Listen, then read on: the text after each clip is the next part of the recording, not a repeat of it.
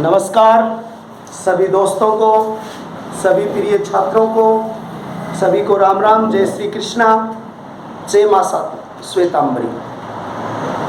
मैं इस चैनल पर आपका हार्दिक अभिनंदन करता हूं, स्वागत करता हूं, इस्तकबाल करता हूं कि आप नियमित रूप से मेरे से जुड़े हुए हो। आपके द्वारा दिए गए लाइक, दिए गए कमेंट और आपके द्वारा दिया गया जो समय है वही मेरी प्रगति का प्रमुख आधार भी है और मेरी पढ़ाने की जो कलात्मक शैली है उस शैली में और ज़्यादा हुनर है वो आपकी देगी। प्रिय छात्रों, आज जो हम बिंदु पढ़ने जा रहे हैं और उस बिंदु का नाम है महान्यायवादी। देखो, महान्यायवादी जो पद है भारत के संविधान में, ये महान्यायवादी का पद आर्टिकल 76 में इस शब्द का उल्लेख किया गया है कि भारत में एक महान्यायवादी है।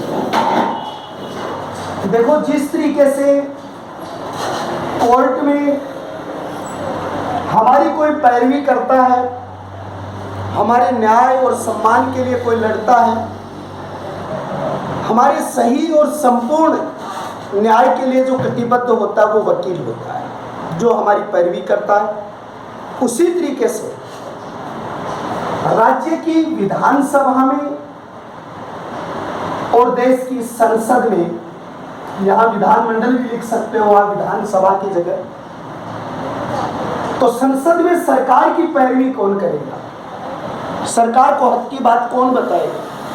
ये कौन बताएगा कि ये विधि सम्मत है कि या नहीं है? तो आप ये कर सकते हो कि सदन के अंतर्गत सदन में सरकार की पैरवी, विधि सम्मत राय या कानून की व्यवस्था को उल्लंघित नहीं किया जाए, कानून के अकॉर्डिंग काम हो, कानून के अनुसार काम हो, इसके लिए यानी कि एक पद की रचना की गई है भारत के संविधान में और उस पद का नाम है महान्यायवादी। और भारत के संविधान में इस महान्यायवादी के पद का सृजन जो किया गया है वो किया गया 76 के अनुच्छेद। महान्यायवादी की जो नियुक्ति है वो नियुक्ति राष्ट्रपति द्वारा की जाती है। किसके द्वारा की जाएगी? राष्ट्रपति द्वारा की जाएगी। लेकिन आपके दिमाग में एक प्रश्न आएगा मस्तिष्क में कि जब राष्ट्रपति इसकी नियुक्ति करता है तो यह क्या उसका स्वैच्छिक अधिकार है? वो अपनी स्वेच्छा से इसकी नियुक्ति करता है? तो नहीं, वो अपनी स्वेच्छा से इसकी नियुक्ति नहीं करता। वह मंत्रिपरिषद व प्रधानमंत्री, मंत्रिपरिषद व प्रधानमंत्री के परामर्श से नियुक्ति उसके द्वारा की जाती है, राष्ट्रपति के द्वारा। इसलिए महान्यायवादी की नियुक्ति में उसका स्वैच्छिक अधिकार नहीं है या स्वैच्छिक अधिकार उसका नहीं दिया जाता है। इसके कार्य क्या होते हैं? तो कार्य के अंतर्गत एक बात आती है कि सरकार को विधि सम्मत राय परामर्श करना, सदन में सरकार के प्रतिनिधि के रूप में कानूनों की व्याख्या बताना या कानून के बारे में जो भी उसकी जानकारी होती है उन जानकारियों को उसके द्वारा बताया जाता है। दूसरी बात, भारत सरकार का सुप्रीम कोर्ट और राज्य सरकार का हाई कोर्ट में प्रतिनिधित्व करता है। भारत सरकार का सुप्रीम कोर्ट व राज्य सरकार का हाई कोर्ट में प्रतिनिधित्व करता है। तो क्या कार्य हुए इसके? पहला कार्य सरकार में विधि सम्मत राय परामर्श करने का कार्य, सदन में सरकार के प्रतिनिधित्व के रूप में कानूनी व्यवस्था करना, कानूनों की व्याख्या बताना, उसकी समीक्षा बताना। भारत सरकार का सुप्रीम कोर्ट और राज्य सरकार का हाई कोर्ट के अंतर्गत जो प्रतिनिधित्व किया जाता है वो महान्यायवादी के द्वारा प्रतिनिधित्व किया जाता है। ये बात यहाँ पर आती है। भारत के संविधान का आर्टिकल 88 जो आपको क्या कहता है उसे देखिए। तो संविधान का जो अनुच्छेद है और उस अनुच्छेद का नाम है 88 का अनुच्छेद यह कहता है कि महान्यायवादी सदन की बैठकों में भाग लेता है।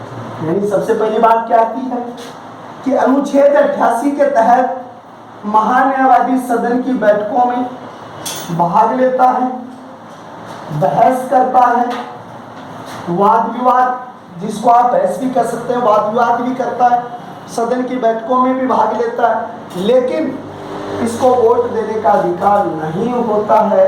तो सबसे नोटेड बिंदु यह है कि महान्यायवादी को वोट देने का अधिकार नहीं होता है।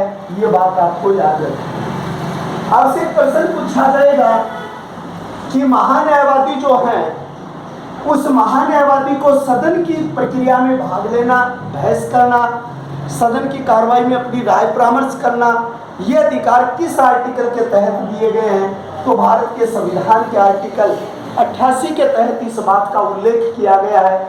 लेकिन इसी बिंदु में ये स्पष्ट तौर से लिखा गया कि महान्यायवादी जो है वो महान्यायवादी संसद की जो कार्यवाही जो है उस संसद की कार्रवाई में भाग नहीं लेते। दूसरी बात यह है कि भारतवर्ष के जो प्रथम महान्यायवादी बने थे वो MC सीतलवाड़ थे। MC सीतलवाड़ जो थे, सीतलवाड़, ये MC सीतलवाड़ भारत के प्रथम महान्यायवादी थे और ये सबसे लंबे कार्यकाल तक भी महान्यायवादी पद पर रहे थे। लगभग 13 वर्ष तक इस पद पर ये मौजूद रहे। तो आप यहाँ पर लिखोगे 1950 से 1963 तक जो MC सीतलवाड़ जो है वो MC सीतलवाड़ इस पद के ऊपर कार्यरत रहे। तो इनके द्वारा जो कार्यकाल किया गया था वो कितने वर्ष का कार्यकाल किया गया था? 13 वर्ष। अभी तक 3 बिंदु क्लियर हो गए। महान्यायवादी का पद छिन्न, सदन की कार्रवाई में भाग लेना 88, वोट नहीं देना 88, सुप्रीम कोर्ट, हाई कोर्ट में प्रतिनिधित्व करना सरकार का, राय परामर्श करना, कानून संबंधी बातों का उल्लेख करना, ये महान्यायवादी के प्रमुख कार्य जो हैं उन कार्यों के अंतर्गत इसका उल्लेख किया जाता है। वर्तमान महान्यायवादी जो है वो के वेणुगोपाल हैं। अगर आपसे प्रश्न पूछा जाए वर्तमान महान्यायवादी के वेणुगोपाल हैं, 2017 में से महान्यायवादी के पद पर नियुक्त किया गया है। ये भारत के 15वें महान्यायवादी हैं। 15वें महान्यायवादी हैं जो वेणुगोपाल है, वो 15वें महान्यायवादी के रूप में नियुक्त किए गए हैं। नीरज डे नाम का व्यक्ति है। नीरज डे 11 वर्ष तक दूसरे ऐसे महान्यायवादी। एक प्रश्न 2018 के RS में पूछा गया था कि भारत के महान्यायवादी पद पर दूसरा बड़ा कार्यकाल पूरा किसने किया था? तो नीरज डे नाम के व्यक्ति थे, उसने पूरा किया था। और सर्वाधिक कार्यकाल MC सीतलवाड़ का रहा 13 वर्ष का, जो पहले महान्यायवादी के रूप में पद पर कार्यरत थे। वर्तमान महान्यायवादी के वेणुगोपाल 2017 में आए थे और 15वें महान्यायवादी के रूप में ये पद पर आए थे। 2 बार 2 व्यक्ति रह गए, एक मणिक बनर्जी और एक सोलिव राव हैं। ये दोनों ऐसे महान्यायवादी हैं जो 2-2 बार पद पर रह चुके हैं। तो 2 व्यक्ति कौन से हैं? एक सबसे बड़ा जो व्यक्ति 2 बार रहा है उसका नाम है सोलिव राव। सोलिव राव 2 बार कार्यकाल हो चुका है इसका, 2 बार लगातार 2 बार, यानी कि ये महान्यायवादी हैं, ये पद पर है। और मणिक बनर्जी भी क्या रहे हैं? 2 बार रहे हैं। तो दूसरे व्यक्ति कौन है? मणिक बनर्जी, ये भी 2 बार इसी पद पर रहे। तो एक तो सालिब राव रहे, सालिब राव नामक व्यक्ति 2 बार रह चुके हैं। मणिक राव मलिक बनर्जी 2 बार रह चुके हैं। नरेंद्र नीरज डे 11 वर्ष रह चुके हैं। MC सीतलवाड़ 13 वर्ष रह चुके हैं। वर्तमान 2017 से के वेणुगोपाल हैं, और ये जो के वेणुगोपाल हैं ये 15वें प्रमुख महान्यायवादी के रूप में इस पद पर क्या रह चुके हैं, कार्यरत हो चुके हैं। महान्यायवादी की सहायता के लिए सॉलिसिटर जनरलों की नियुक्ति की गई है। तो अगला प्रश्न आपका क्या बनेगा, महान्यायवादी के परामर्श के लिए सॉलिसिटर जनरल की नियुक्ति की गई है। सॉलिसिटर जनरल की नियुक्ति की गई है, और इसके लिए सॉलिसिटर जनरल कितने होंगे, 4 या 5 सॉलिसिटर जनरल होंगे। ये 5 सॉलिसिटर जनरल किसके लिए होंगे, इस महान्यायवादी के परामर्श के लिए होंगे। लेकिन संविधान में इस बात का उल्लेख नहीं है। कहाँ उल्लेख नहीं है, संविधान में इस तथ्य का कहीं कोई उल्लेख नहीं है कि महान्यायवादी के परामर्श के लिए सॉलिसिटर जनरल होंगे या सॉलिसिटर जनरलों की नियुक्ति की जाएगी। इस बात का कहीं कोई उल्लेख जो है वो नहीं किया गया है। इनको वेतन है वो संचित निधि से दिया जाएगा। इनका जो वेतन है वो वेतन कहाँ से दिया जाएगा, वेतन संचित निधि से दिया जाएगा, निधि से दिया जाएगा। एक चीज आप और पूछ सकते हो कि महान्यायवादी जो है उसका कार्यकाल कितना होता है, तो संविधान में इसके कार्यकाल का कोई उल्लेख नहीं है। मंत्रिपरिषद और प्रधानमंत्री हैं वो इसे चेंज कर सकते हैं, राष्ट्रपति के माध्यम से करवाते हैं, वो उसके प्रसाद प्रिय बने रहते हैं। तो ये आपका जो है, लेकिन कई बार इसको बताया जाता है कि इसका कार्यकाल 6 वर्ष का होता है, लेकिन वो 6 वर्ष से औपचारिक स्थिति लागू होती है। बाकी इसके ऊपर राष्ट्रपति के प्रसाद प्रिय ये जो सिचुएशन है वो बनी रहती है। महान्यायवादी लोक सेवक की श्रेणी में नहीं आता है। लोक सेवक की श्रेणी का मतलब क्या है, यहाँ पर लोक सेवक की श्रेणी में नहीं आता है कि वो जैसे आपके राज्यसभा और लोकसभा के जो प्रतिनिधि है, जो जनता के चुने हुए प्रतिनिधि है, वैसे ये नहीं होता है। महान्यायवादी के साथ इसी पद को राज्य में क्या कहते हैं, महाअधिवक्ता कहते हैं। क्या कहते हैं, महाअधिवक्ता कहते हैं। इसको क्या लिखेंगे आप, भारत के संविधान के अंतर्गत अनुच्छेद 165 में, कितने में भाई, अनुच्छेद कितने का है, अनुच्छेद 165 में हर राज्य में एक महाअधिवक्ता होगा। क्या होगा, महाअधिवक्ता। क्या लिखेंगे आप इस तथ्य को याद करेंगे, राज्य विधानमंडल, आप इसको क्या लिखेंगे, राज्य विधानमंडल, जहां दोनों सदन है, लोकसभा भी और माफ करना, विधानसभा भी और विधान परिषद भी है। जहां विधानमंडल नहीं है वहां के भी विधानसभा भी, यानी बड़े तथ्यपूर्वक बात है। महाधिवक्ता कहाँ होते हैं, राज्य में। कितने के अनुच्छेद में इनका उल्लेख है, 165 में। और राज्य के विधानमंडल या राज्य की विधानसभा में उनके हाई कोर्ट में राज्य सरकार का प्रतिनिधित्व करने के लिए, उनको कार्रवाई के दौरान सही तरीके से कानूनी व्यवस्था की बातें बताने के लिए, विधि संबंधी राय परामर्श के लिए, ये जो है वो महाधिवक्ता जो है उसका कार्य होता है। आप ये भी कह सकते हो कि जो कार्य 76 के अनुच्छेद में महान्यायवादी को होता है, वही कार्य 165 में महाधिवक्ता को होता है। फर्क सिर्फ बच्चों इतना है कि ये केंद्र गवर्नमेंट आती है, हमारी राष्ट्रीय स्तर की संघीय व्यवस्थापिका आती है, और यहाँ राज्य व्यवस्थापिका आती है। इतना ही इसके ऊपर फर्क है और कुछ नहीं है। वहाँ आपने ये लिखा है कि 88 के आर्टिकल में एक जो न्यायवादी होता है वो न्यायवादी संसद के सदन की कार्रवाई में भाग लेता है, उसके अधिवेशनों में भाग लेता है, राय परामर्श करता है, प्रश्न उत्तर भी करता है, बहस भी करता है, लेकिन उसको वोट देने का अधिकार नहीं है। आप ये लिख सकते हो, वही अधिकार एक राज्य सरकार में अनुच्छेद 177 में किसको दिया गया है? महाधिवक्ता को। वो विधानसभा की कार्रवाई में भाग लेता है, बहस करता है, प्रश्न पूछता है, राय परामर्श करता है, लेकिन जब विधानसभा में किसी प्रस्ताव पर वोट देने की बात आती है तो उस विधानसभा में वो अपने वोट का प्रयोग नहीं कर सकता।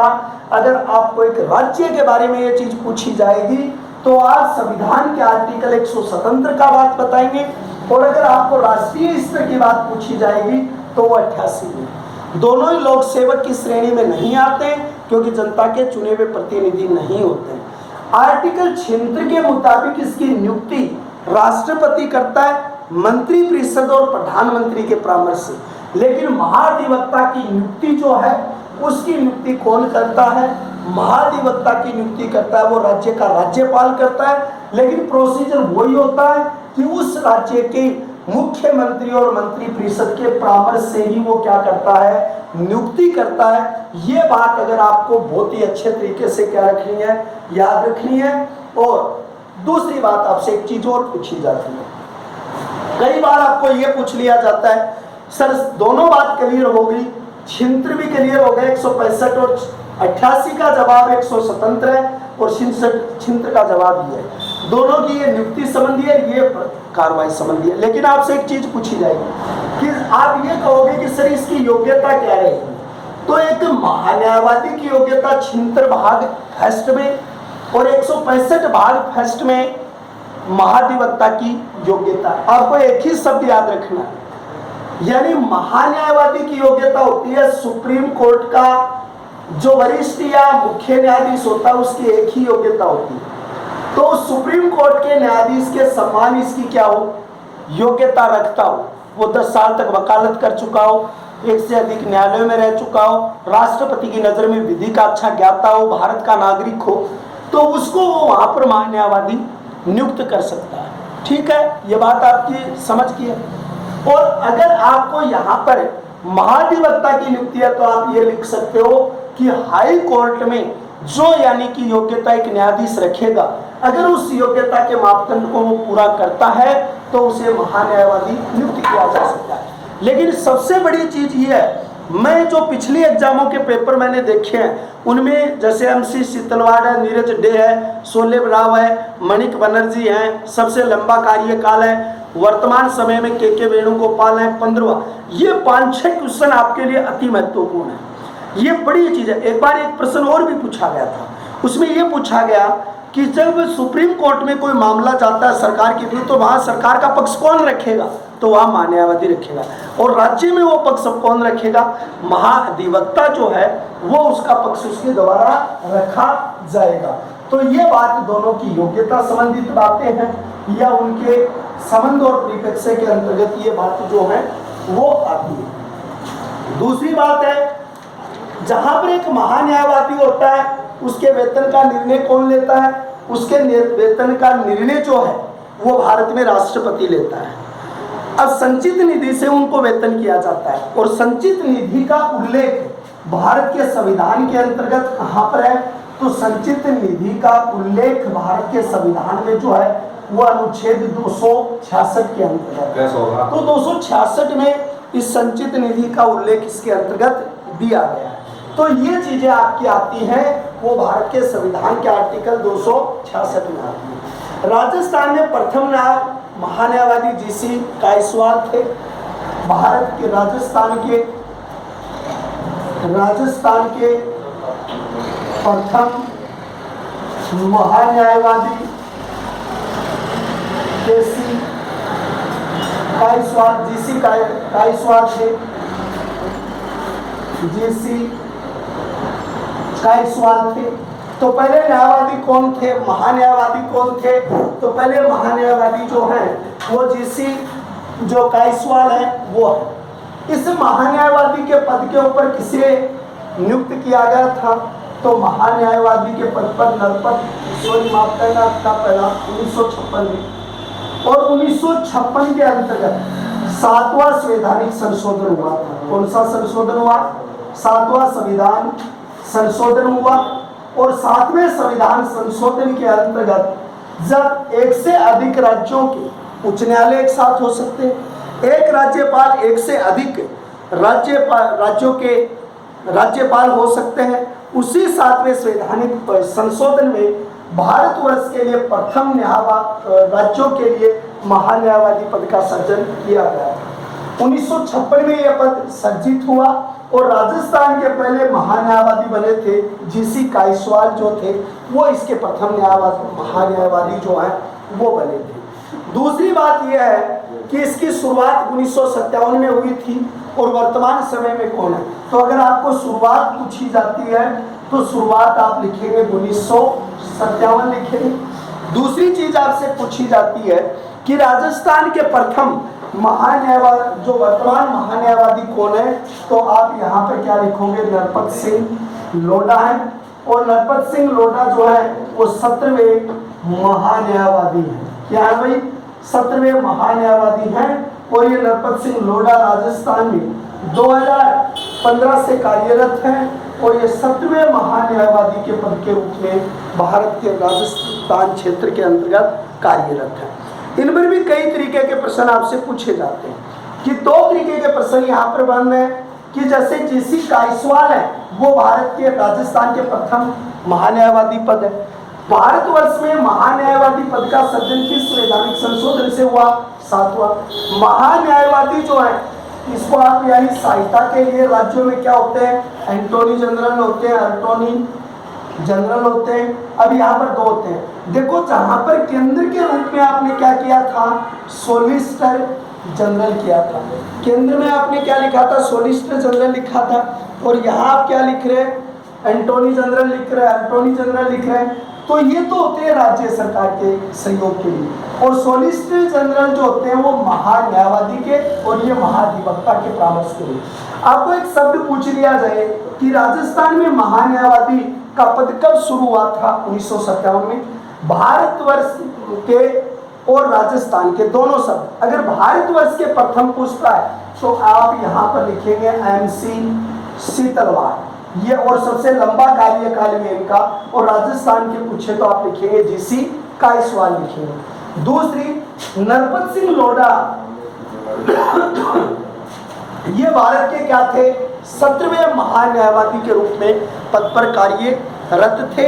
ये चीज यहाँ पर पूछी जाती है। दूसरी चीज ये एक बात और देखिए, कई बार ऐसी पूर्ववर्ती परीक्षाओं में प्रश्न देखा गया कि भारतीय सदन में प्रथम विधि अधिकारी कौन होता है, तो आपको यह शब्द पूछा जाता है कि संसदीय कार्रवाई में प्रथम विधि अधिकारी कौन होता है। तो इस पर भी कुछ हम चर्चाएं आपसे कर लें ताकि आपका किसी तरीके से कोई प्रश्न गलत ना हो। तो प्रथम विधि अधिकारी आपसे पूछता है तो प्रथम विधि अधिकारी कौन होता है। अब विधि अधिकारी का मतलब है कानूनी से। तो आप अगर शब्द लिखते हो विधि कानून, तो कानून मंत्री का नाम आप लिख देते हो कि भाई कानून मंत्री प्रथम विधि अधिकारी होता है। ये बात आपकी गलत है भाई। अगर भारतवर्ष का प्रथम विधि प्रेरणता विधि का ज्ञाता, तो आप यहाँ लिखोगे सुप्रीम कोर्ट के का मुख्य न्यायाधीश होता, चीफ जस्टिस होता, भारत का सर्वोच्च विधि ज्ञाता होता वो होता। लेकिन अगर बात यहाँ सदन की बात कर लीजिए, भारत का नहीं पूछा है, सदन का विधि अधिकारी कौन होता है, तो सदन के विधि अधिकारी में नाम किसका आएगा, महान्यायवादी का आएगा। किसका आएगा, भारतीय महान्यायवादी का। फिर एक प्रश्न और पूछ लिया जाता है कि भारत के प्रथम विधि अधिकारी महान्यायवादी का उल्लेख किस आर्टिकल में हुआ, 76 में। आपसे एक बात और पूछी जाती है कि भारत के प्रथम कानून मंत्री कौन थे, तो प्रथम कानून मंत्री कौन थे, BR अम्बेडकर थे। और अम्बेडकर को भारतीय संविधान का क्या कहा जाता है, संविधान का शिल्पकार कहा जाता है। और अम्बेडकर जो है उसने पुस्तक लिखी थी पार्टीशन इंडिया एंड पाकिस्तान। उसके अलावा भी इसने बहुत लिखी, जैसे समता है, जनता है, भारत जो है ये कभी लिखी थी, प्रबुद्ध भारत है। लेकिन अगर यहाँ पर एक पुस्तक आपको कंफ्यूज करती है, पार्टीशन इंडिया द पाकिस्तान तो है BR अम्बेडकर, और ट्रेन टू पाकिस्तान है खुशवेंद्र सिंह। ट्रेन टू पाकिस्तान जो है वो किसकी है, खुशवेंद्र सिंह या खुशवंत सिंह। ये उसकी जो पुस्तक है वो यहाँ पर आती है। तो बी आर अम्बेडकर भारत के पहले कानून मंत्री बने थे और कानून मंत्री इसका वहाँ पर वो नहीं होता। दो चीज और एक चीज आती है। एक प्रश्न आपके सामने कई बार ऐसा आता है, प्रवक्ता के रूप में आता है। तो आपसे जैसे आपसे ये पूछे कि भारतीय विदेश नीति का प्रवक्ता कौन है और भारत की विधि या कानूनी प्रवक्ता कौन है, तो विधि या कानूनी प्रवक्ता आपसे पूछा जाता है तो आप लिखिए महान्यायवादी है जो सदन का है। और विदेश नीति का प्रवक्ता विदेश मंत्री नहीं होता बल्कि कौन होता है, प्रधानमंत्री होता है, क्योंकि ये भारत की वास्तविक क्या होती है, कार्यपालिका होती है। तो आज आपके दो पद हुए, एक महान्यायवादी हुआ और एक महाअधिवक्ता। महाधिवक्ता के अधीन आएंगे एंटोनी जनरल और उसके अंदर आएंगे सॉलिसिटर जनरल। दोनों का ही उल्लेख भारत के संविधान में नहीं है। मतदान की बात आए तो एक महान्यायवादी 88 में नहीं मतदान करेगा, ये 177 के मुताबिक नहीं करेगा। दोनों की अलग अलग सोच के बारे में थी, वो मैंने पढ़ाया। तो आज के टॉपिक का यही इतना ही टॉपिक था, महान्यायवादी और महाधिवक्ता। हो गया, ज़्यादा से ज़्यादा इसे शेयर करो, लाइक करो, और ज़्यादा आप मेरे से बेहतर जानते हो कि पढ़ने के बाद आप किस तरीके से इस बात को और बेहतर समझते हो। आपका दिया गया सहयोग और लाइक ही मेरी वास्तविक ऊर्जा है। तो एक बार फिर मिलेंगे नए वीडियो के साथ, और अगला वीडियो होगा संसदीय समितियों के बारे में।